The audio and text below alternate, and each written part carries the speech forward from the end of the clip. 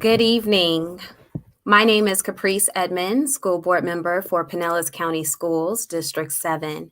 And I would like to thank Teaching for the Culture for providing this opportunity for us to gather virtually to discuss the state of education in mental health. As an individual school board member, I believe it is important to address the needs of the whole child. And discussing education is extremely important. So here we are today. Addressing the needs of the whole child is key to academic success and for us to have happy children who thrive in society. Supporting the people providing instruction and care to our students is important as well. Tonight, we have a wonderful panelist of community leaders who will provide insight regarding mental health, nutrition, reading, and the importance of outdoor activities and self-care. The information provided are the views of the panelists. Remember to consult with your healthcare provider regarding health concerns. Let's get started.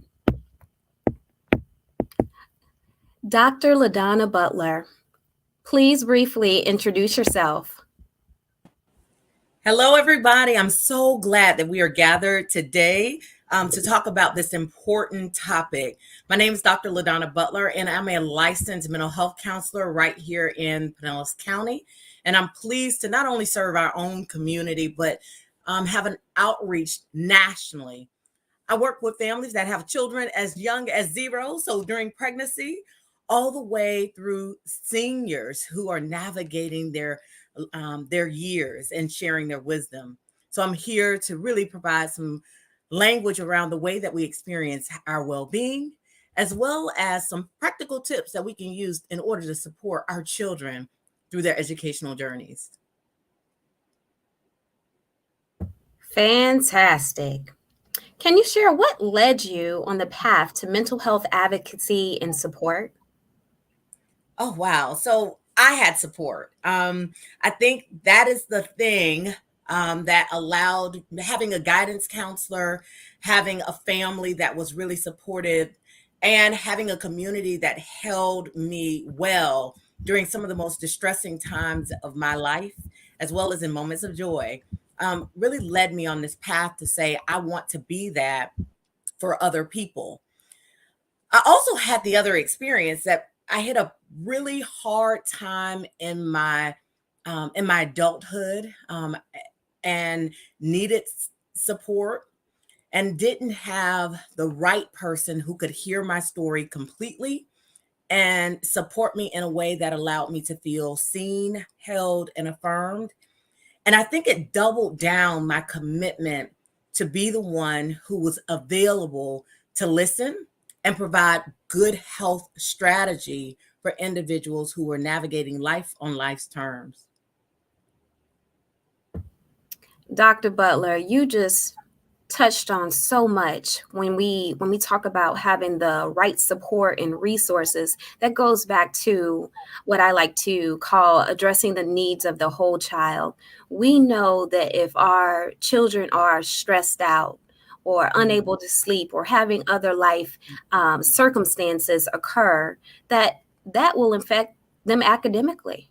So can you share some of the strategies or supports you provide? Because we know that this health crisis has also caused strain on both children and families. Absolutely. What we do know is that there is no such thing as just a child. There's always a child and someone else. There's a child and a parent, a child in community, a child in a school or system. And so it's important that we are addressing all of the needs. So that's the physical needs, ensuring that they have the proper nutrition and exercise so that they physically can navigate life. We ensure that they have the right social connections and are able to work on their social strategies and go through conflict, as well as make friends and navigate what it means to be a good helper in community, and also what it means to ask for help in community. And then it's important for them to be able to be challenged academically in a safe space so that as they're learning new concepts and new ideas, as they're expanding their little perspectives, that they are really affirmed in their being. So some of the ways that we do that, at least through the well, is we do that through partnerships, because that is really what life is about. Establishing relationships with people in order to best have your needs met. And so through partnerships with our panelists like Hillary and L'Oreal and even Wendy, who will be joining us later on, we're able to meet the physical, social, and mental health needs of our children.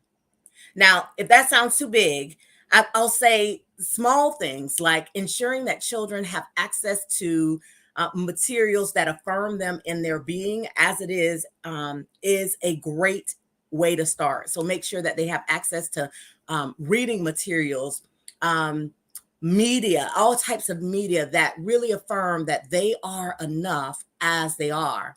Ensuring that they are connected socially in clubs as well as through some rigorous activities outside of the regular day is another way to really support children in their social emotional development.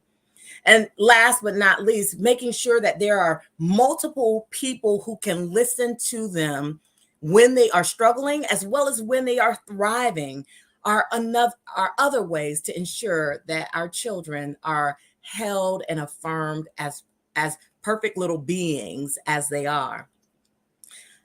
If nothing else from this conversation, just know that our children, the greatest need that they have is to be seen, affirmed, and held as valuable citizens in this community.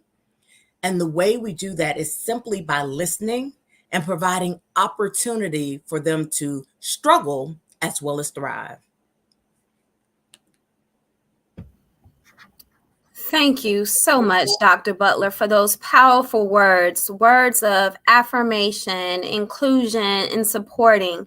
We know that when children see themselves and feel valued, that academic success is more likely to occur. We also know that productive struggle is okay. It's okay to struggle.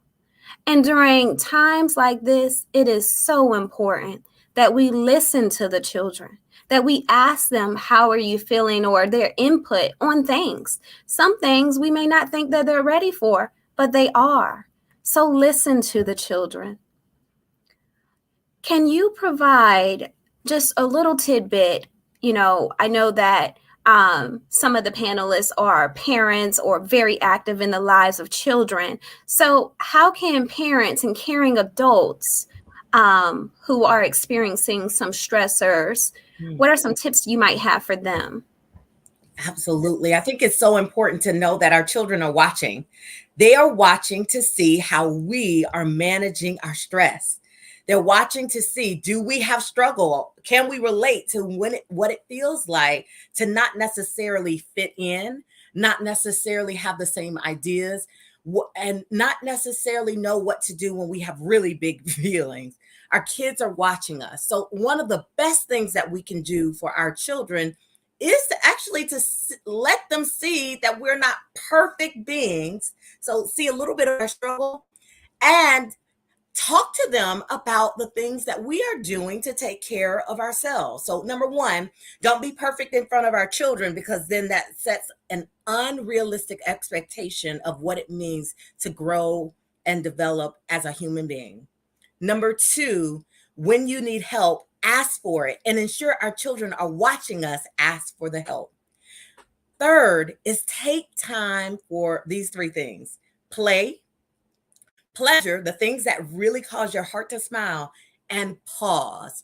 So we'll write those three things down. So we're making space for play, pleasure, pause, and I'm going to add one more on this.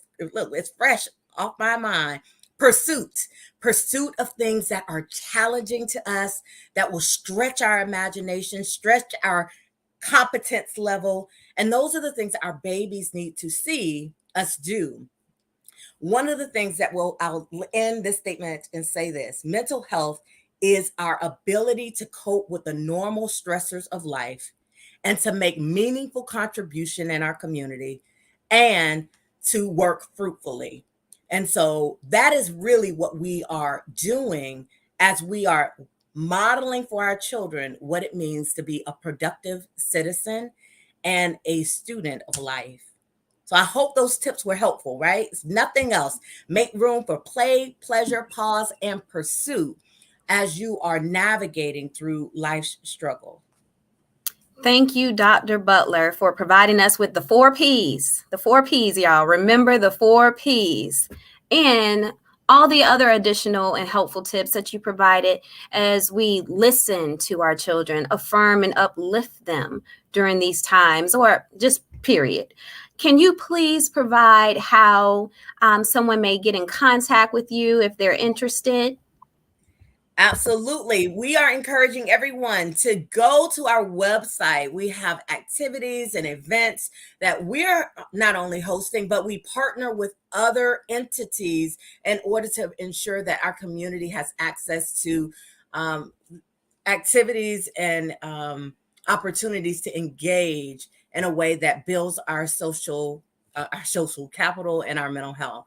And so you'll visit www.thewellforlife.org. Again, visit us at www.thewellforlife.org. On there, you go to the events tab. You can see what we're up to. If you know of different activities that are happening in our community, let us know that. And so that we can make sure that our community is well connected on anything health and well-being. Thank you. Thank you again for joining us on Teaching for the Culture's broadcast, the state of education and mental health. You are appreciated and valued. Thank you.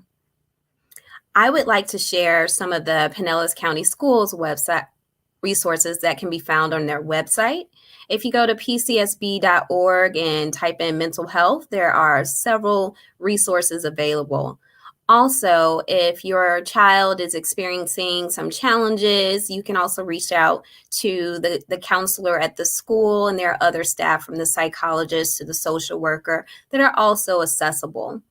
Also, something that I think is important to share, that as students, staff experience different things, or if they see something, they should say something, whether it's bullying or safety concern. You're also able to report that anonymously on the pcsb.org website.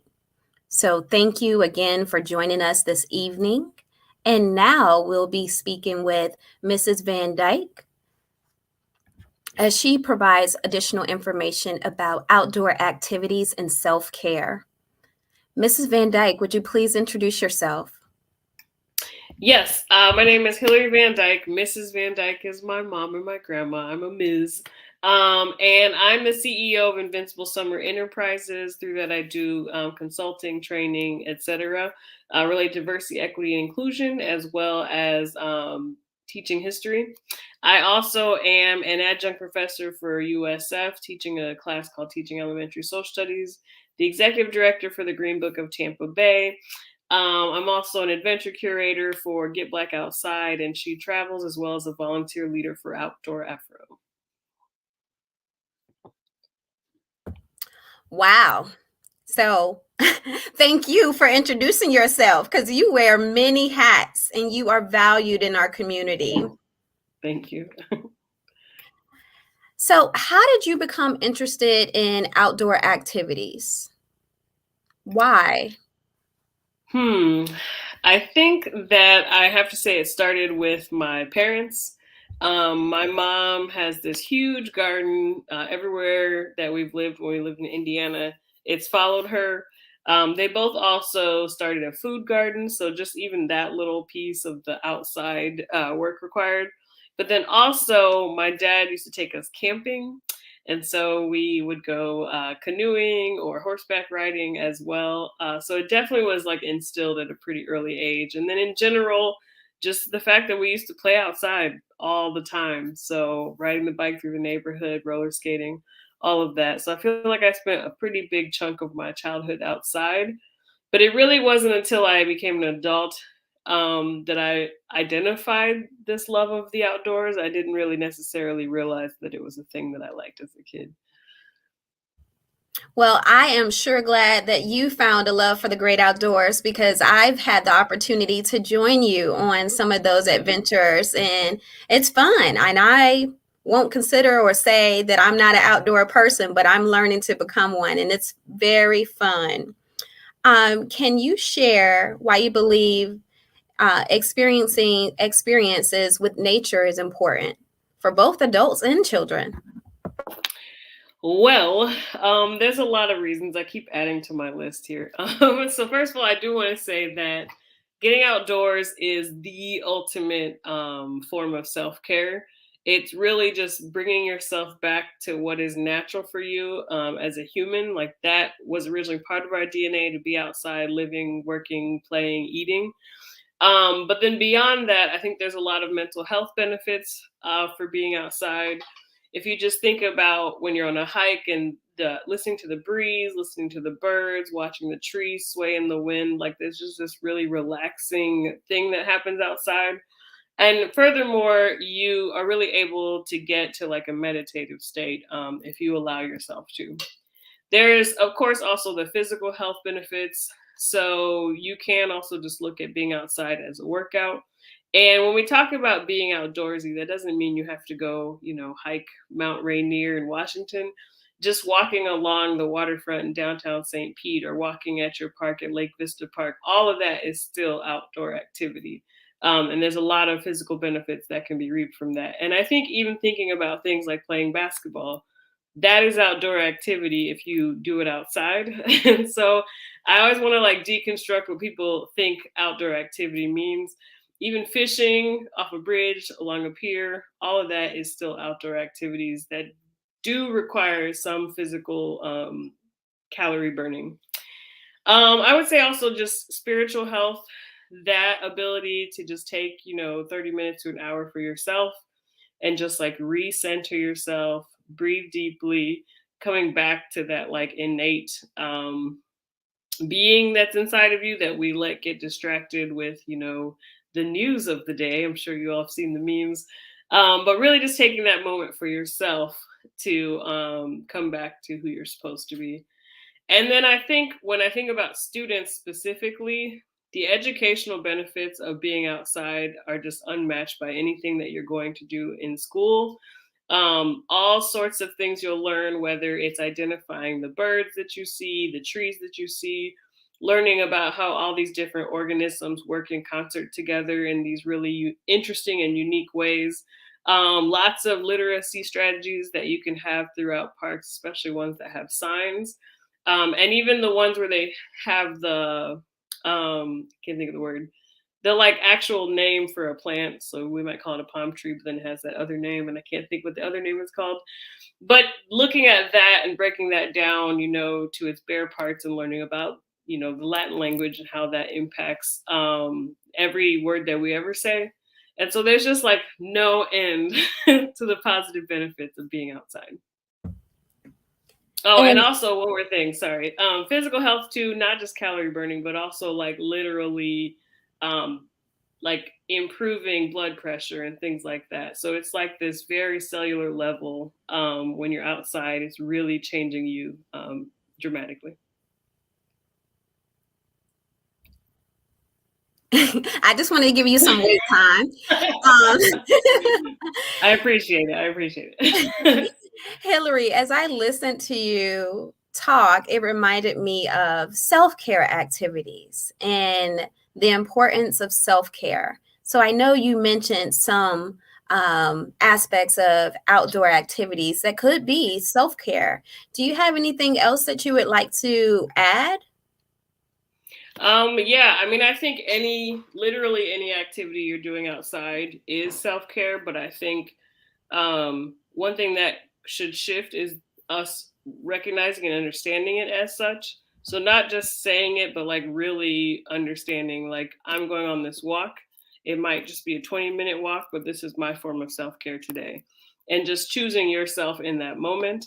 And even with students who maybe haven't learned what that means to prioritize themselves in that way for a moment, if you're taking kids outside with you, making sure that you're actually saying those things out loud, like they might recognize your mood shifts after a walk, but talking them through why that is, so that they might grow up to be humans who think the same thing about that. So I just think really on purpose, prioritizing spending time outside and telling yourself, I'm doing this for me and this is my self-care. Thank you so much. Can you share how people can get in contact with you for additional information about all the things you're involved in? The easiest way to get a hold of me is just go to hillaryvandyke.com and click the contact page. Thank you. And Hillary touched on so much within her few minutes of talking, from the importance of outdoor activities, which reminds me of recess and how students should have 20 minutes of recess daily as passed by the legislature. It also reminded me of the beautiful gardens that are at several schools, including high schools. Edible Peace Patch is participating or supporting several schools throughout Pinellas County and allowing students to have access to grow, harvest, and eat fresh produce. So today we have Wendy Wesley joining us to talk about nutrition. Wendy, please introduce yourself. My name is Wendy Wesley. I'm a registered and licensed dietitian nutritionist, and I'm in private practice here in St. Pete, Florida. So I'm so happy to be here. I'm happy you asked me. Thank you so much for joining us. Can you share why nutrition is important? I think it's the whole reason I'm in this field. It's that food has the power to make everything better. And then also food has the power, I think, to make a lot of things worse. And for the growth of our children, it's important to get maximum nutrition as much as we can for their proper growth. It also has a major impact on how well our children learn in school, their attention span, their energy levels, just their joy and their happiness. If they are full and not, bouncing up and down from sugar highs and sugar lows, it can be school can be a much more pleasurable experience for them, greater attention span, and just a better experience for everyone involved when kids are fed well and fed properly and happy and joyful because of the food they ate. And then also, as they get older, learning to eat can help them avoid chronic disease of diabetes, cardiac disease, and kidney failure, which are the three big chronic diseases I work with adults in my practice.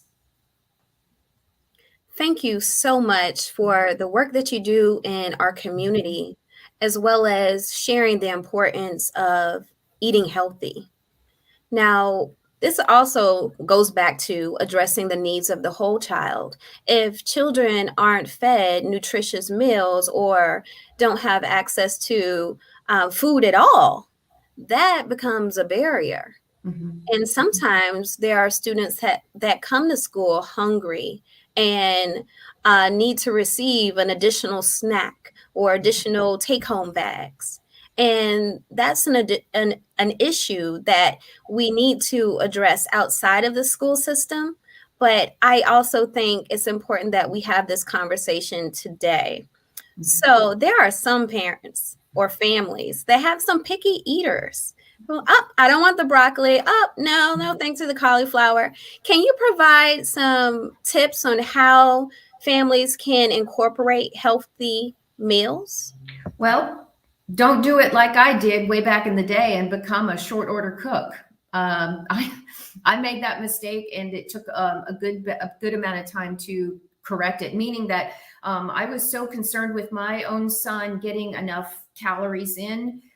He was on the smaller side, and I was terrified. This is before I was a licensed professional, and I was terrified that he wasn't getting enough calories. So I was just throwing any kind of calorie at him. And I became the short order cook. And I would just cook something for the family and I would cook something for the child. And I highly encourage you that if you find yourself going down that road, to correct that as soon as you can, to make one meal for the family and just kind of do it the way it was when I was coming up. Here it is, kid, eat it or don't. This is how the family eats. And also, as Hillary said, setting a very, very good example for the kids is that you value your own nutrition, and this is how I eat, and this is how our family eats. The culture of our family is that we eat together as much as we can, and we all eat the same food. So try and avoid becoming this short order cook to give kids what they want that's different from what the family is eating.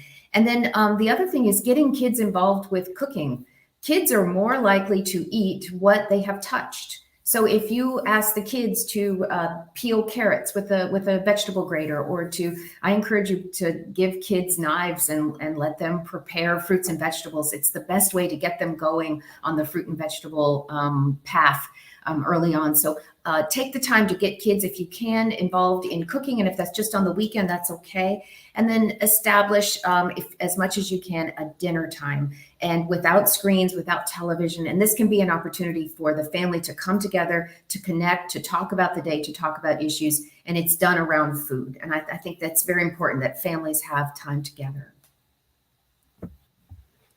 Addressing the needs of the whole child, from mental health, self-care, proper nutrition. This is fantastic, a fantastic discussion that's occurring. And Wendy, I know that, well, we all know that there are some areas that lack grocery stores. Can you share what resources are available that you know of, or how families can incorporate healthy foods with their meals?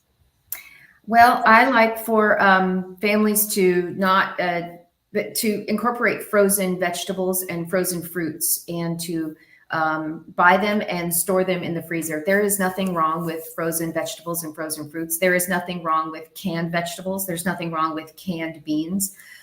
There's been I've been picking up a lot of fear mongering around food lately. That I heard on television the other day that strawberries and blueberries are toxic.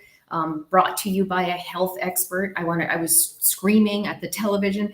I don't want people to be afraid of fruits and vegetables. People say to me all the time, Wendy, what is the best vegetable? And the answer is, it's the one that makes it into your stomach. And whether that is organic, not organic, frozen, canned, I don't care. Depending on your budget and your style of cooking and your preferences of your family, just however fruits and vegetables, nuts, seeds, beans and legumes, other plants can get into your diet, do it. And don't fall prey to these kind of messages of fear you hear out there that food can be dangerous. I think that the common enemy is processed foods and added sugar. And the common denominator for good health are fruits, vegetables, nuts, seeds, beans, legumes, as much as we can, including lean meats too, if you do eat that. Thank you so much, Wendy, for providing that information, because sometimes people think that if it's not fresh, it's not good. So I really appreciate you sharing the value of having both, or any options of vegetable or fruit, whether it's frozen or canned. Can you provide information on how someone may contact you if they're interested? Sure. I'm at wendywesleynutrition.com, and I'm here in St. Pete, and I work with everybody, work with all kinds of people all over the state of Florida with nutrition. Thank you very much. So some people may have received or heard from their kids about the food at school, how it's different. So due to supply chain challenges, the menu options have changed. However, I've been reassured that Pinellas County Schools is still providing high quality food. And if you go to pcsb.org/food, you can receive additional information about the food options, including the calorie intake, etc., on the website. And once the supply chain challenges subside, then they'll be going back to the regular menu options. And also, the menus across county are different depending on what's available. So now I am excited because we have L'Oreal with Cultured Books here to share information about reading and literacy. So L'Oreal, please introduce yourself. Hello, everyone. Thank you so much for having me, Caprice. So I am L'Oreal J. Holloway. I am a St. Pete native and mama of 3 amazing beings. I am also the owner of Cultured Books, pop-up children's bookstore, and the founder of Cultured Books Literacy Foundation, a nonprofit in St. Pete. Wonderful. Thank you so much. Can you share with us what inspired you to start Cultured Books? Yeah, the inspiration came from many sources, but mainly from my children. My daughter, when she was only 4 years old, was about to enter school. She had a moment of not loving the skin that she was in, her beautiful dark complexion, and not loving the kinky lock coils in her hair. Both her parents are beautiful dark skin. We have locks, and it was just really difficult for me to grasp that she didn't love herself. So we saw that in the media that I was allowing her to see, from whether it be, shows on TV, books that we consume, magazines, things like that. There wasn't a lot of beautiful, positive representation of her.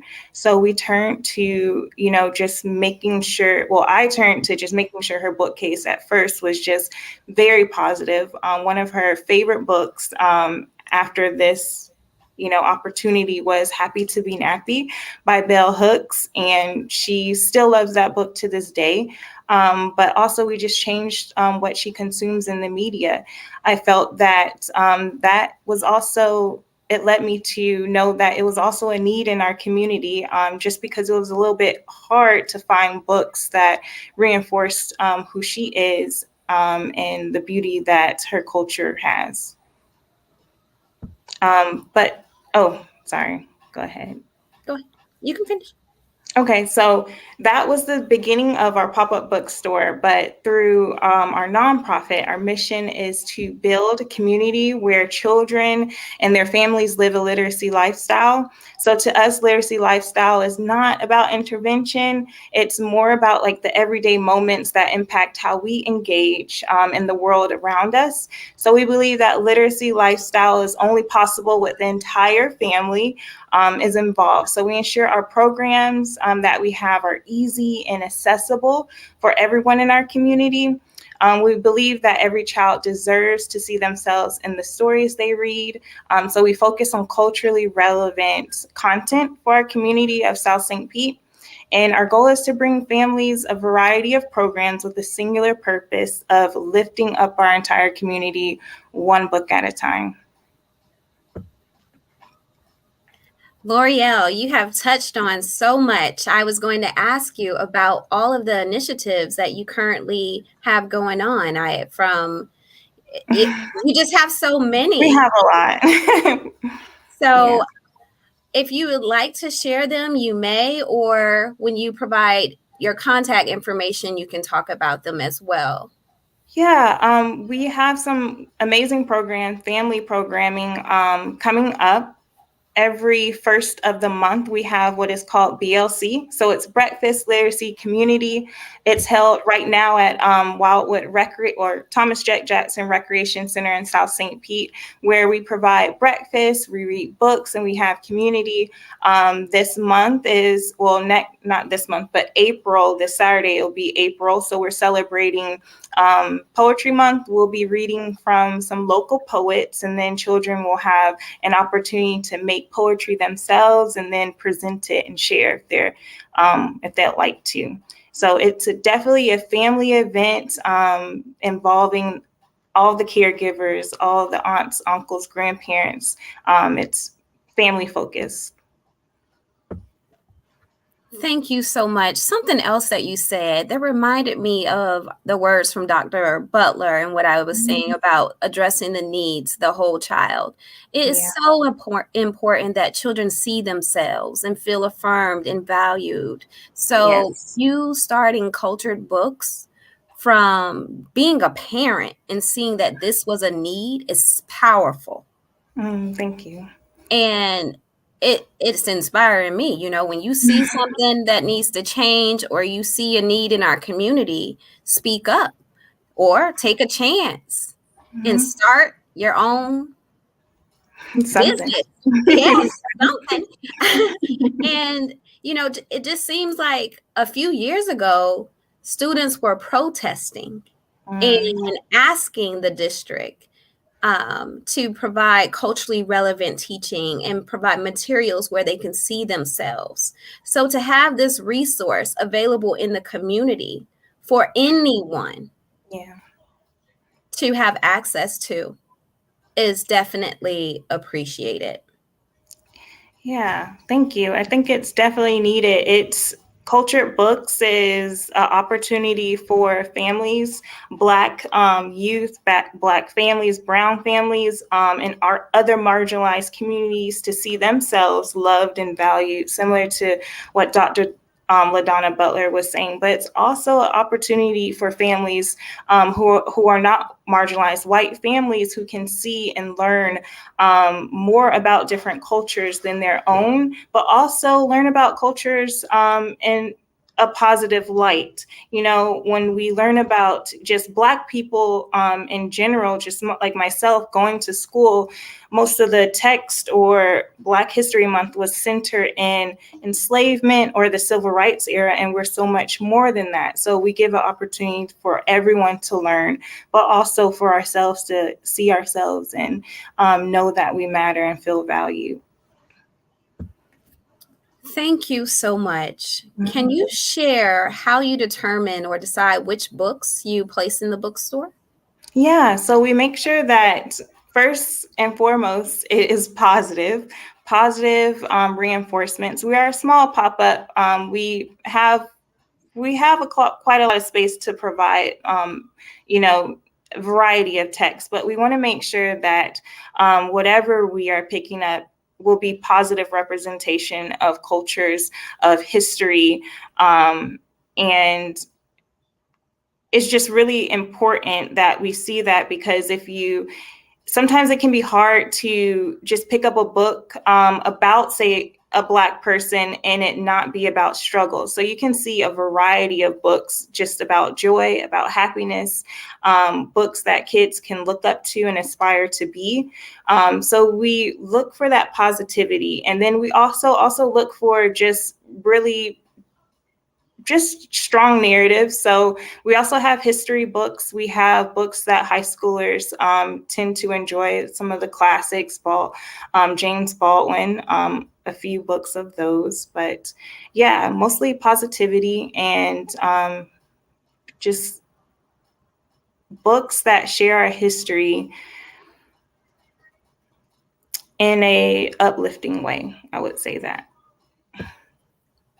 And it's so important that we have access to materials that are positive. And as you mentioned, there is, you know, when I was in high school, you're right, you know, civil rights or enslavement. And it's like we are so much more than that. Yeah. So again, I appreciate you for doing this work, doing this heavy lift of providing the community with options.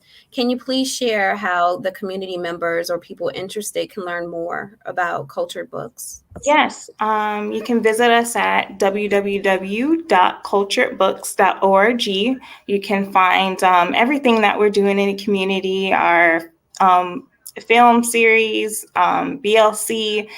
We used to have SLC at the skate park, which we're probably going to bring back in the summer. It's really fun. So, and you can also visit us in real life at The Well, run by Dr. Ladonna Butler on historic 22nd Street. Will be popped up every second Sunday.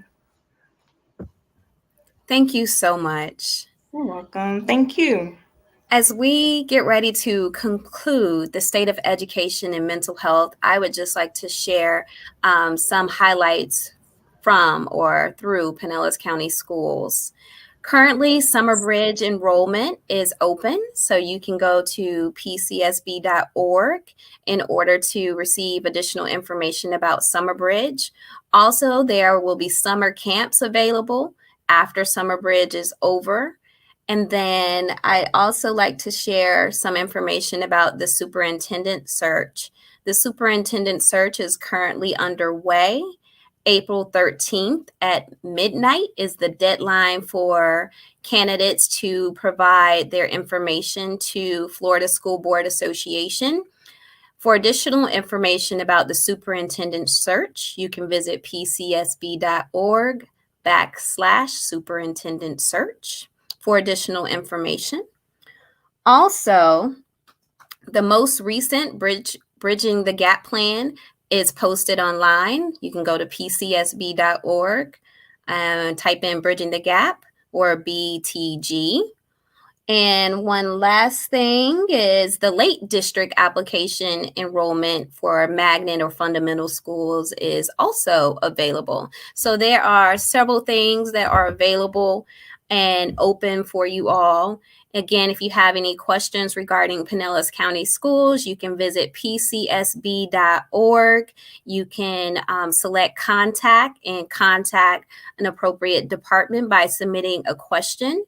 If you would like to email the entire school board regarding a question or concern, you can email board@pcsb.org. I would like to thank our wonderful panelists for joining us this evening, as well as Bianca Goolsby with Teaching for the Culture for providing this opportunity for us to come together as a community and share information. So thank you, and have a good night.